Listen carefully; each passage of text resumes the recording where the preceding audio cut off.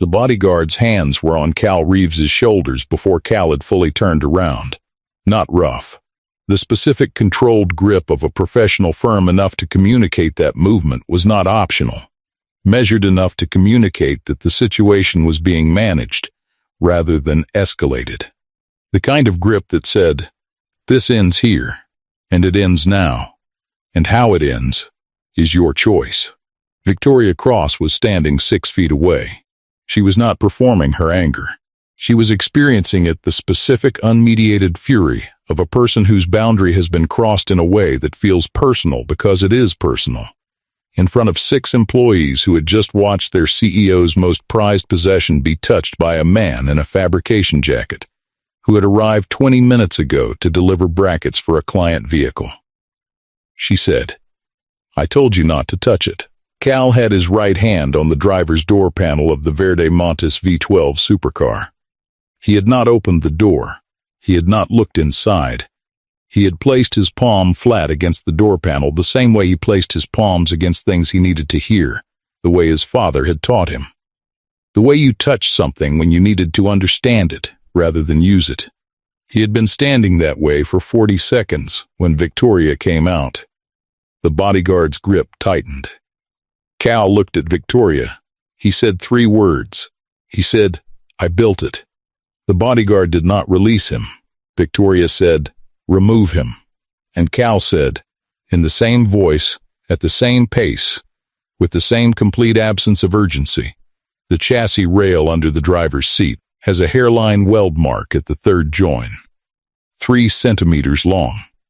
I made it on a Tuesday morning in March 2020. Check it before you remove me." The bodyguard looked at Victoria. Victoria looked at Cal. Nobody moved for a moment.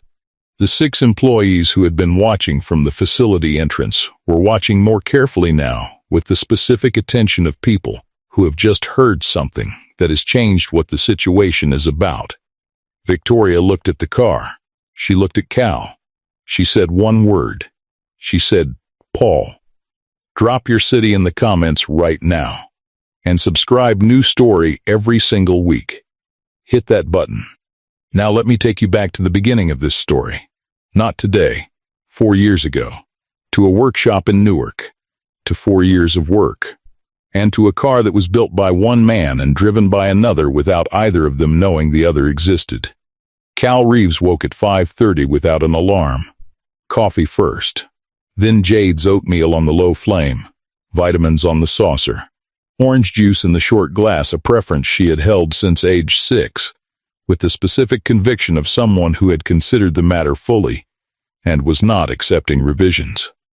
2 knocks at 6:15. Jade appeared in 9 seconds. She had her mother's patience and her father's precision. She came to the table with her notebook. She had been keeping one since age 7. Filling it with observations and questions, and the things her father said that she decided belonged in writing, and looked at him. Jade. Deliveries today? Cal. Brackets for the Cross facility on Summit Drive. Then workshop work. Jade. What kind of workshop work? Cal. Suspension geometry on the client Ferrari. She wrote something. He had stopped asking what. She shared everything eventually. Jade, Dad, the flat file drawer. He looked up. Jade, I was looking for my sketchbook last night. Cal, wrong drawer. Jade, I know. I found yours instead. He was quiet for a moment. Cal, and? Jade, I looked at them. The car drawings, the big ones on the drafting paper. Cal, those are old drawings. Jade, they're beautiful. Was it a real car? He looked at his coffee. Cal, yes. It's a real car. Jade, where is it? Cal, someone else is driving it. She looked at him. Jade, did you sell it? Cal, through a broker. Yes, Jade. Do you know who bought it? Cal, no. The broker handled it privately. The client wanted anonymity. I signed a non-disclosure agreement. Jade, so you built a car for 4 years and you don't know who's driving it? Cal, that's correct. She thought about this for the length of 2 spoonfuls of oatmeal. Jade, does that bother you? Cal looked at the window. Cal, the work was right. The car was right. Whether I know who's driving it doesn't change either of those things. She wrote it down. He watched her write it. He said nothing. He drove her to school and drove to the workshop. The flat file drawer that Jade had found was under the main workbench in Bay 1 of Reeves Fabrication on Canal Street in Newark. 7 drawers. A0 format. Wide enough for the drafting paper that Cal had used across 12 years of professional builds, the large format sheets, on which the first conversations between an idea and a physical object happened. Before the metal was cut, and the forms were shaped, and the work began to accumulate its own weight. The drawings for the V12 were in the 3rd drawer. 4 years of them. Not one car's worth of drawings, the entire evolution of the car from first concept sketch to final pre-build specification. The first drawing was pencil on paper, light and exploratory, the kind of mark that asked a question rather than stated an answer. The final drawing, 140 pages of detailed fabrication specification, was the answered version of that question, arrived at across 4 years of iteration and refinement, and the specific problem-solving that happened when the thing you were trying to build had never been built before, and the solutions did not exist in any reference document. Cal had spent 12 years as an independent supercar fabricator. Not the kind of work that appeared in magazines or automotive blogs, the kind that was conducted in workshops in industrial districts for clients who wanted something that the market did not produce vehicles of. Genuine performance and quality that were designed and built by one person with full control over every decision from the first sketch to the final alignment. His father, Douglas Reeves, had been a machinist for 35 years, a man who understood, at the cellular level, the relationship between a drawing and a physical object, the specific translation from the 2-dimensional intention to the 3-dimensional reality that required not just technical skill, but a quality of spatial imagination that Douglas had described once as seeing the finished thing before you touch the material. Cal had inherited the imagination. He had built 12 vehicles across 12 years, each one commissioned, built, and delivered. Each one a specific response to a specific client's specific desire for something that could not be acquired through normal channels. The V12 had been the largest commission of his career. A client who wanted, through a broker, a naturally aspirated V12 supercar, in a specific body language, aggressive, but considered. The visual tension of something moving while standing still that did not exist in any manufacturer's current production. A car that would be registered as a modified vehicle, but that would, in its essential character, be an original. Cal had spent 4 years making it. He had delivered it to the broker on a Thursday morning in September 2021. He had driven home. He had put the drawings in the flat file drawer. He had started the next project. He had not thought about the V12's new owner, because the INDA had closed that chapter of the work, and because Cal did not operate in the part of the automotive world where finished work became public story. He operated in the part where finished work became someone else's private life, and private lives were not his to track. He had not known the car was 3 streets away. Victoria Cross had purchased the car in November 2021. She had been introduced to it through the broker, a specialist in private vehicle acquisitions, whose client list was narrow and whose discretion was absolute, and whose introduction to Victoria had come through a mutual contact in the collector community who had described her as a serious buyer with appropriate resources and genuine taste.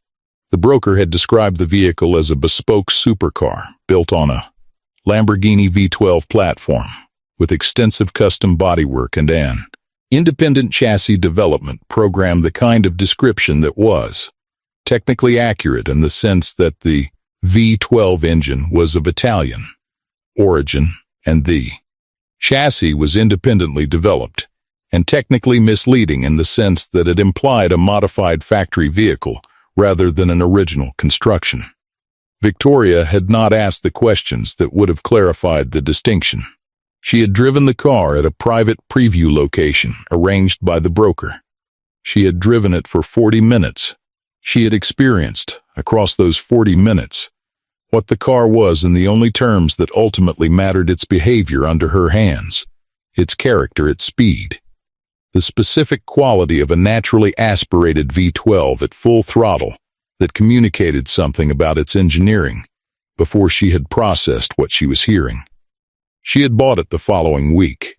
She had paid the price without significant negotiation, because the car was worth the price, and she understood that, and because negotiating over things that were worth their price was not how Victoria Cross operated. She had driven it for 3 years. She had shown it at 4 industry events. She had described it to clients and colleagues and journalists as her personal vehicle, a bespoke Lamborghini, she called it, with the casual authority of someone who owned a bespoke Lamborghini and knew what that meant. She had taken exceptional care of it. The car lived in the temperature-controlled bay at the front of the Cross Performance Group facility on Summit Drive, reserved for vehicles requiring the specific kind of attention that temperature-controlled storage communicated. Her lead technician, Paul, maintained it on the schedule Cal had specified in the build documentation, a document that the broker had passed along as the manufacturer's service guide, without clarifying who the manufacturer was. Paul had followed the guide precisely. Paul had never questioned where it came from. Nobody had. Nobody had known to question it. Victoria had been in her office on the 2nd floor when she saw Cal in the car park. Not immediately. She had been on a call, a client conversation, that required the specific, controlled attention of a business owner managing a relationship whose revenue was significant, and she had been facing the window that overlooked the facility's main car park because the window was where she looked when she was listening rather than speaking. She had seen a man in a fabrication jacket standing beside the Verdemontes V12. She had registered him in the specific way she registered things that were wrong in environments she controlled immediately, completely, with the reflexive authority of someone whose standards were not negotiable.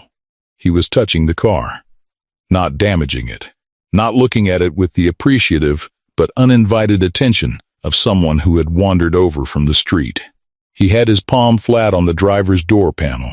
He was standing with his eyes slightly unfocused, and his head tilted, the specific posture of someone who was not looking at the car, but listening to it.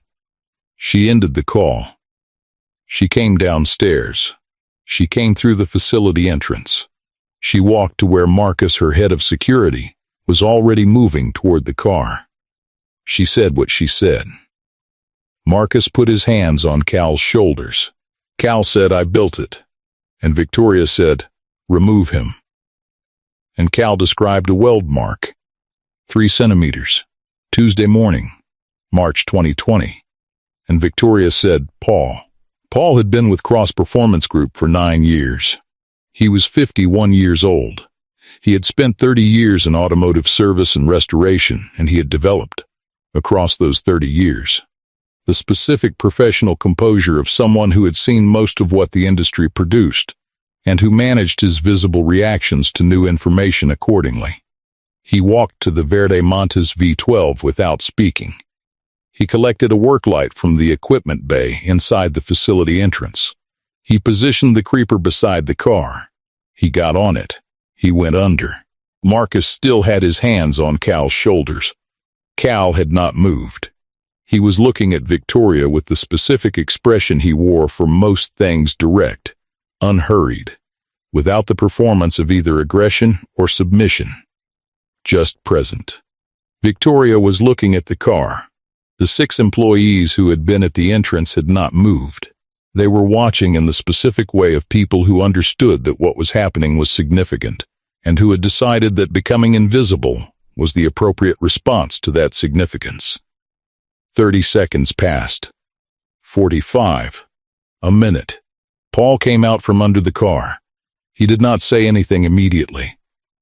He stood beside the car with the work light in his hand and looked at Cal, with an expression that Cal recognized because he had seen versions of it before, the specific expression of a highly competent professional who has just found something that reorganizes their understanding of a situation they believed they fully understood. Paul looked at Victoria. Paul, it's there. Victoria, what is there? Paul, the weld mark. Chassis rail, driver's side, third join, hairline, 3 centimeters. Exactly where, he said. Victoria looked at Cal. Cal looked at her. Marcus's hands were still on Cal's shoulders. Victoria said, Marcus. Let him go. Marcus released him. Cal straightened his jacket. Victoria looked at the car for a long moment. Then she looked at Cal. Victoria, start from the beginning. Cal started from the beginning, not from the delivery that morning from the commission. From the broker's first contact in early 2017. From the client's brief, delivered through the broker, that described a naturally aspirated V12 supercar in a specific body language that did not exist in any current production.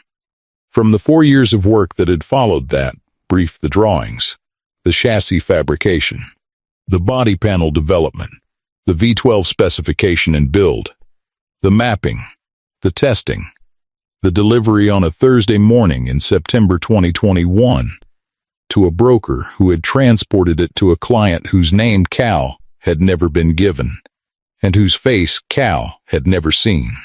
He described it in the specific, accurate way he described things, without embellishment, without the construction of a narrative designed to produce a particular effect, as a sequence of facts that were simply what they were. Victoria listened. Her expression changed 3 times. The first change happened when Cal described the chassis development, the specific engineering decisions that had produced the structural character of a car whose behavior she had experienced for 3 years under her, hands at speed, and that she had attributed to the Italian engineering she believed was underneath it. The second change happened when Cal described the body panel fabrication, the carbon fiber layup process that had produced the exterior of a car she had shown at 4 industry events and introduced to clients as a bespoke Lamborghini. The third change happened when Cal described the delivery. A Thursday morning, September 2021. A broker's facility in New Jersey. A car loaded onto an enclosed transporter. A non-disclosure agreement signed. A fee received. A drive home. Victoria said, "You didn't know who bought it." Cal, "No. The broker managed it entirely. I signed the INDA. I received the fee. I drove home. I started the next project." Victoria, "And you didn't know it was here, 3 streets away." Cal, "I found out 18 months ago." Victoria was very still. Victoria, 18 months ago. Cal, "I was driving past your facility. I saw it in the car park. I recognized it from the roofline." Victoria, "And you said nothing." Cal, "I had signed an INDA." Victoria, "You've been 3 streets from a car you built for 4 years and you said nothing for 18 months. Cal, "Yes." Victoria, "Why did you touch it today?" Cal looked at the car. Cal, "Because I've been walking past it for 18 months and today I couldn't not." Victoria called the broker from her office. Not from her desk, from the window, standing, the way she made calls that she needed to think through while she was making them. Cal sat in the chair across the desk. Paul stood at the door. The 6 employees had dispersed. The broker answered on the second ring. Victoria said, "I'm calling about the V12, the Verdemontes, my vehicle." The broker said, "Yes." Victoria, "I need to understand what I purchased." The broker was quiet for a moment. Victoria, "The man who built it is sitting in my office." Another silence. The broker, "I see." Victoria, "I need to understand what I purchased." The broker said, "The non-disclosure agreement." Victoria, "I am the client the non-disclosure was protecting. I am releasing it." Now, the broker said, the vehicle was commissioned as an original build, not a modified production vehicle. The commission came to me from a previous client who wanted the work done through an independent fabricator with full original construction chassis, body, engine specification. Cal Reeves was selected for the commission based on his previous work. The vehicle that was delivered to you in November 2021 was entirely original. Victoria, not a Lamborghini. The broker, the V12 engine, is of Italian origin, independently sourced. The chassis, body, and all fabrication are original construction by Reeves Fabrication. Victoria, I have described it publicly for 3 years as a bespoke Lamborghini. The broker, the description was not inaccurate in its essential character. Victoria, was it a Lamborghini? A pause. The broker, no. Victoria ended the call. She stood at the window for a moment. Then she turned and looked at Cal. Cal was looking at the window, not at her, at the car park below where the Verdemontes was visible in its bay through the glass. He was looking at it the way he looked at things he had made, not with pride exactly, with the specific quality of a craftsman assessing their work from a distance. The honest, unhurried accounting of whether the thing in front of them was what it was supposed to be. Victoria, I showed it at 4 industry events. Cal, I know. I read the coverage of 2 of them. Victoria, I described it as a bespoke Lamborghini to people who bought their own Lamborghinis from me. Cal, yes. Victoria, that description was wrong. Cal, it was incomplete. Victoria, because the broker was incomplete. Cal, the broker described it in the terms the commission had been presented to me in. He used those terms with you. I don't know what he told you exactly. Victoria, he told me it was built on a Lamborghini platform with extensive independent chassis development. Cal, the platform language was his characterization. The V12 is Italian. The chassis is mine. Those are 2 different things. Victoria looked at him. Victoria, you build original vehicles. Cal, I build what clients commission. This client wanted an original V12 supercar. I built it. Victoria, and it's better than what you would have gotten from a manufacturer. Cal said nothing. Victoria, Paul told me 6 months ago that the suspension geometry on this car was unlike anything he had worked on in 30 years. He said he couldn't identify the engineering approach from any manufacturer's reference he had access to. I assumed it was a proprietary Lamborghini development program. Cal, it was a proprietary development program. Mine. Victoria looked at the car through the window. Victoria, how much of what I've been driving for 3 years is actually yours? Cal, everything except the engine block and the transmission internals. The engine architecture, the mapping, the exhaust system, the intake. The heads, those are mine. The engine block and the gearbox internals are Italian units that I built around. Victoria, so when I drive it, Cal, when you drive it, you're driving something I built. Yes. Victoria was quiet for a long time. She looked at the car. She looked at Cal. She looked at the car again. Then she said, show me the drawings. They drove to Canal Street in Victoria's car. Not the Verdemontes, her daily vehicle, a more restrained thing. The car she drove when she was not making a statement. Cal sat in the passenger seat and directed her, and she drove in the specific, focused silence of someone who was processing information that had not finished arriving. Reeves Fabrication occupied a building at the end of Canal Street that communicated nothing from its exterior about what happened inside. The signage was readable, but not promotional. The forecourt was functional. The roll-up door on Bay 1 was closed. Cal unlocked the side entrance. Victoria followed him inside. She stopped. The workshop was not what the exterior had suggested. It was the inside version of the car, which was to say that its exterior communicated one thing, and its interior communicated something entirely different. The equipment along the back wall of Bay 1 was precise and specifically chosen, the kind of tooling that existed in a space where the work required it, rather than the space where the budget allowed it. The workbench was organized with the systematic completeness of someone who understood that organization was operational, rather than cosmetic. And on the wall beside the bench, photographs. Not personal photographs. Build photographs. 12 vehicles across 12 years, each one documented in a series of images from first component to finished car. They were not arranged for display, they were arranged in the specific sequence of a working record. Each vehicle's images in a row, the rows progressing across the wall from left to right in chronological order. Victoria looked at the wall. She found the Verdemontes in the sequence without being directed to it. She recognized the roofline in a photograph from the early chassis stage, when the car was still a steel structure and an intent rather than a body and a reality. She stood at that photograph for a moment. Cal went to the workbench. He opened the flat file drawer, the third drawer, the one Jade had found. He pulled out the original build package, a flat file folder, 40 centimeters wide, containing 140 pages of drafting paper in a specific order from first sketch to final specification. He set it on the workbench.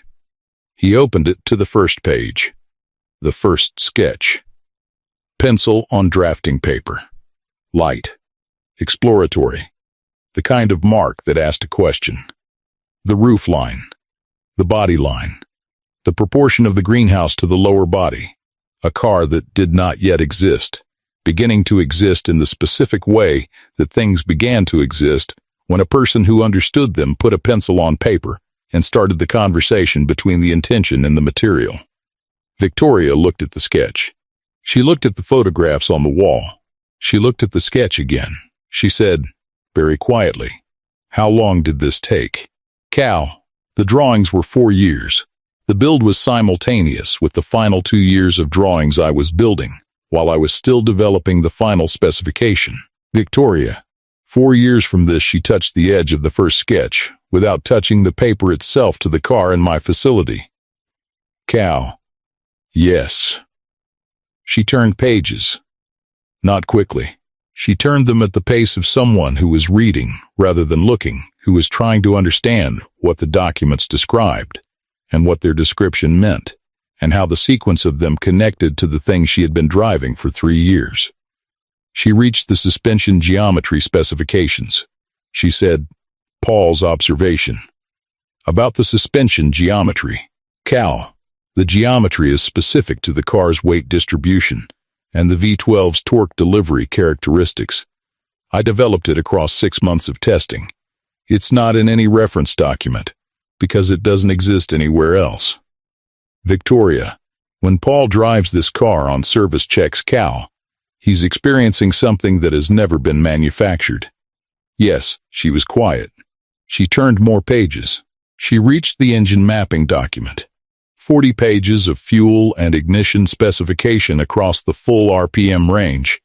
Each page annotated with Cal's testing notes the specific observations of a person mapping an engine, who was also the person who had built the engine, and who therefore understood what it was capable of, in a way that the mapping software alone could not have produced. Victoria, you mapped the engine yourself. Cal, yes. Victoria, on what equipment? Cal, my dyno. In Bay 2. She looked at the wall between Bay 1 and Bay 2. Cal, would you like to see it? She said, yes. He showed her Bay 2. The rolling road dyno, the instrumentation, the specific configuration of a space designed for the kind of work that the V12 had required. She stood in the middle of Bay 2 and looked at the equipment. Victoria, I've been driving a car that was built, mapped, and specified in this room. Cal, yes. Victoria, by you. Cal, yes. She looked at the dyno for a moment. Then she said, I want to ask you something. Cal, go ahead. Victoria, when you found out it was 3 streets away, 18 months ago, you said you couldn't say anything because of the INDA. Cal, yes. Victoria, but the INDA protected client confidentiality. I'm the client. You could have approached the broker. You could have asked to be released from it.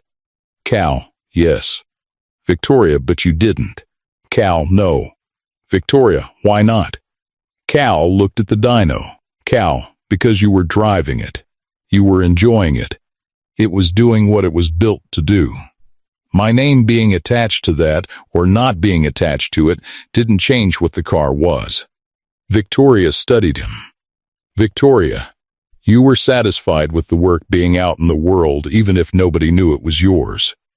Cal, the work was always the point, not the attribution. She was very still for a moment. Victoria, that is a very unusual way to operate.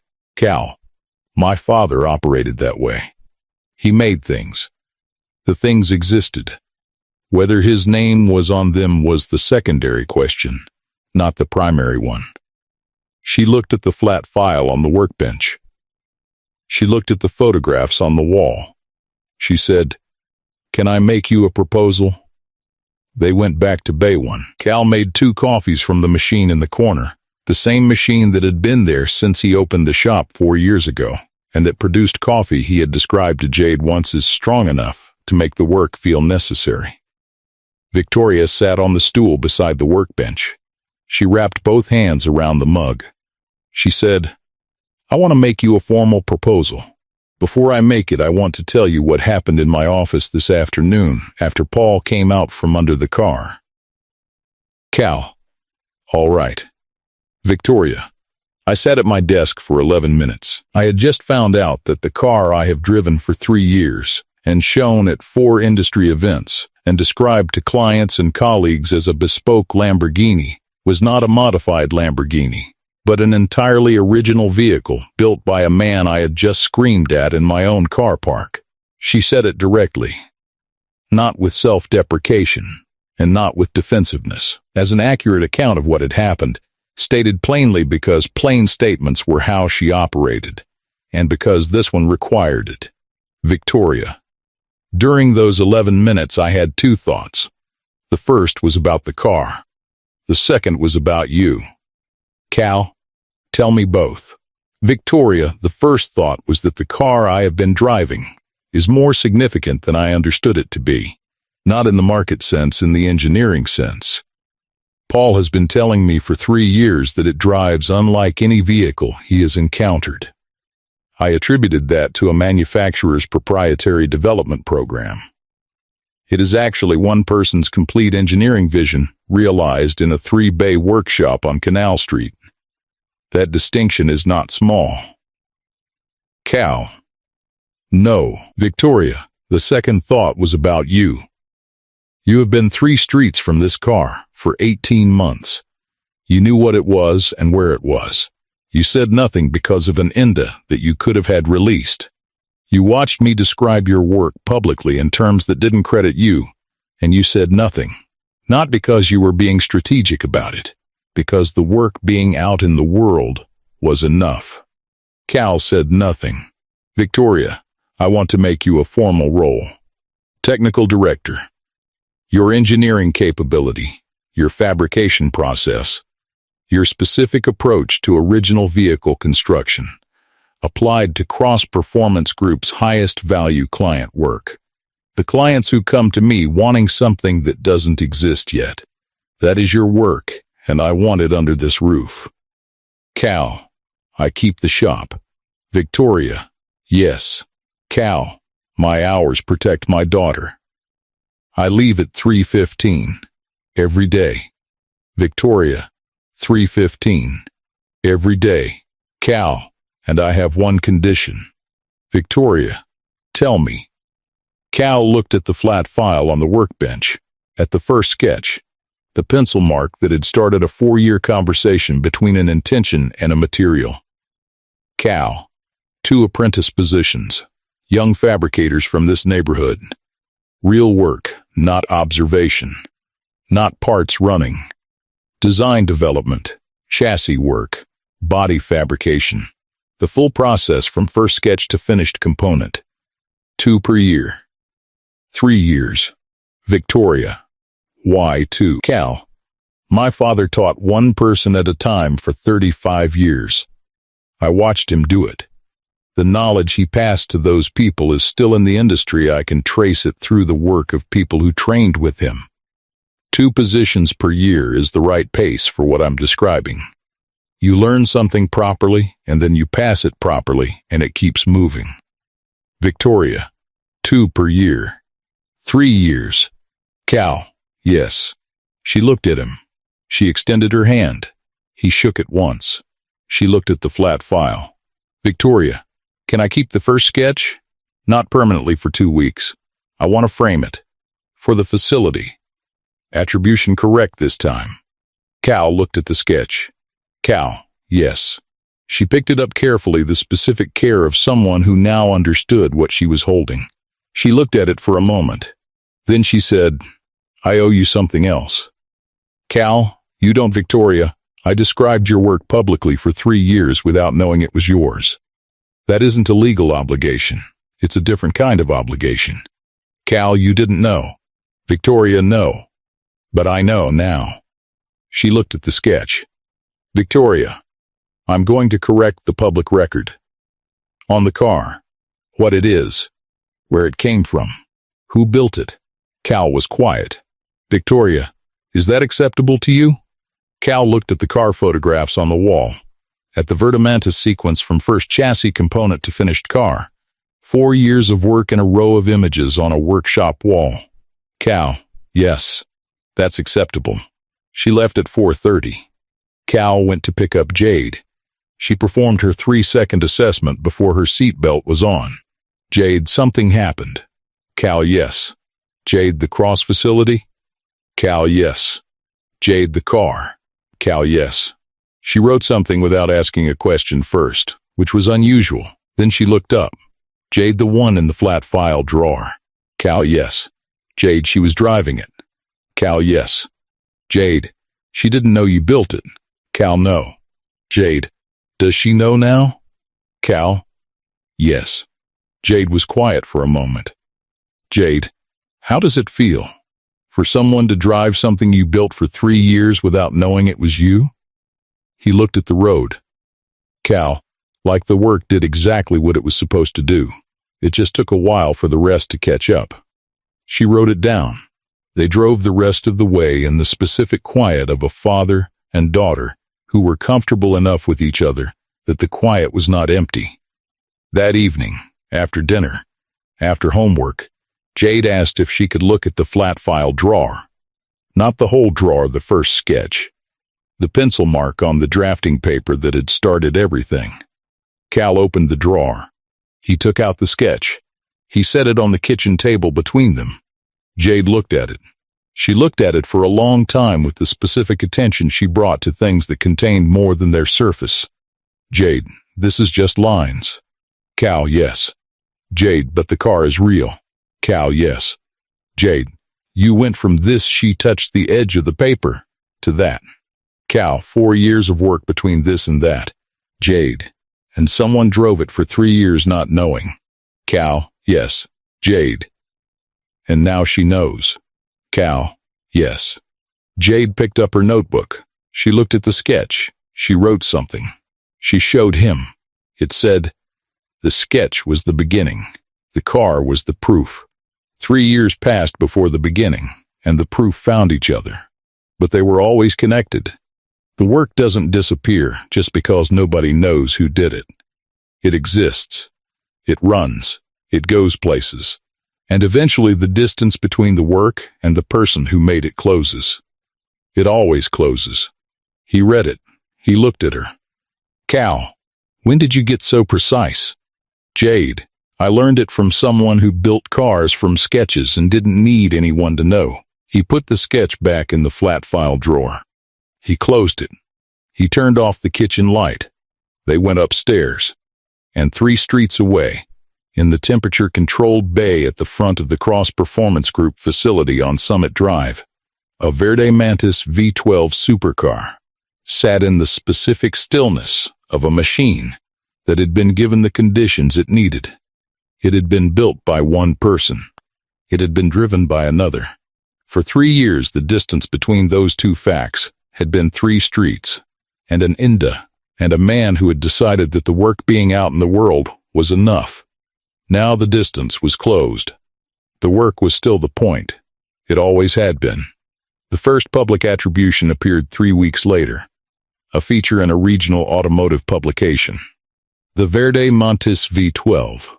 Its actual origin. Cal Reeves. Reeves Fabrication. Canal Street, Newark. The article included the first sketch from the flat file drawer. The week after the article, Cal received 4 commission inquiries. 3 of them were serious. The first 2 apprentices started at Cross Performance Group 8 weeks after the day of the confrontation in the car park. On their first day, Cal opened the flat file drawer and showed them the first sketch. He said, "This is where it starts. Everything else comes from this. Subscribe now. New story every single week."